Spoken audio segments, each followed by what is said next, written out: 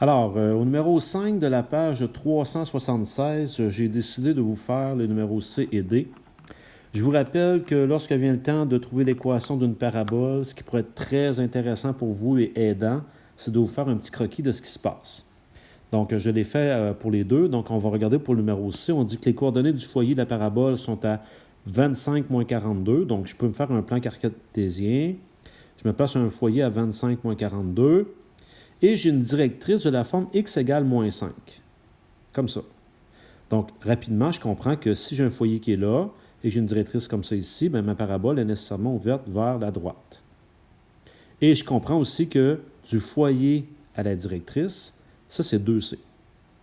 Donc, en analysant ceci, dans un premier temps, c'est sûr que dans un premier temps, je déduis que ça sera de la forme y moins k au carré égale 4cx moins h. Ça, c'est la forme de mon équation. Je sais que aussi que 2c, quand je regarde mon dessin, ça donne 30. Parce que la distance de 25 à moins 5, c'est 30. Donc, on en déduit que c est égal à 15. Si c vaut 15, je suis capable, à ce moment-là, de venir facilement déduire mon sommet. Parce que C, c'est la distance du foyer au sommet. Donc, quand je pars de mon foyer, par exemple, mon sommet, là, je pourrais dire que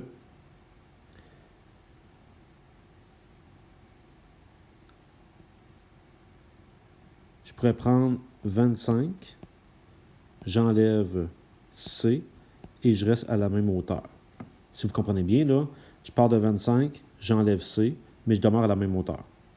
Donc, 25 moins C, ici, ça me donne 10, et mon K demeure à moins 42.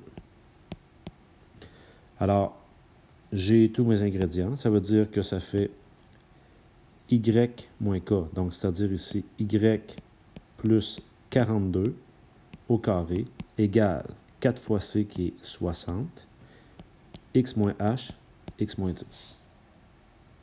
Donc, voilà pour le C. J'ai fait à peu près le même principe donc d'analyse pour le D. On dit que la parabole a un sommet à 24 moins 17. Donc, j'ai pris un plan cartésien. À peu près, je place mon sommet à 24 moins 17. Elle passe par le point 16 moins 1, donc est ici. Donc, dès que j'ai ça, je pourrais me dire que soit que c'est une parabole qui est ouverte sur le côté comme ça ici, ou vers le haut. C'est pour ça qu'on me donne l'équation de son axe de symétrie. L'axe de symétrie, c'est ce qui sépare ma parabole en deux parties égales et de la forme x égale h. C'est une droite verticale.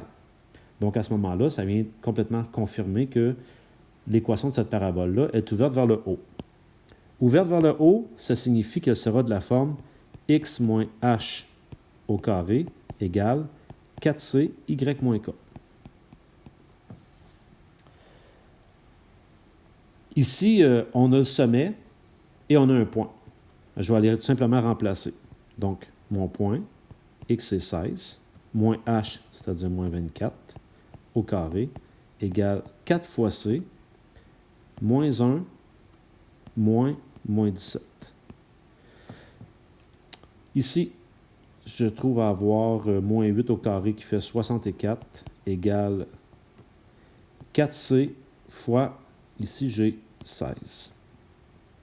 Donc, j'ai 64 égale 4 fois 16 qui fait 64c. On en déduit que 1 est égal à c.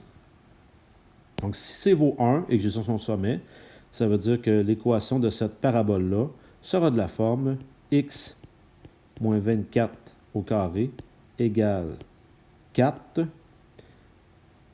y plus 17. Voilà.